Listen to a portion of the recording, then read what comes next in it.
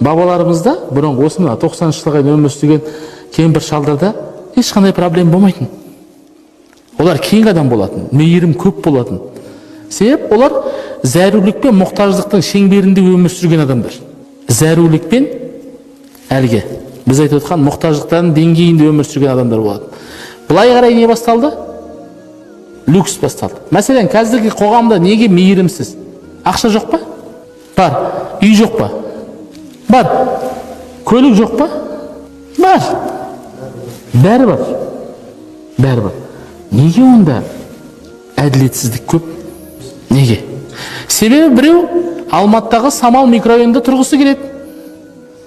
Самал микрорайонында тұру үшін не істеу керек? Ақша табу керек. Біреу Фарабидан жоғары жаққа тұрғысы келеді. Оған не табу керек? Ақша табу керек. Ақша аспаннан не жатқан жоқ? Жауып жатқан жоқ.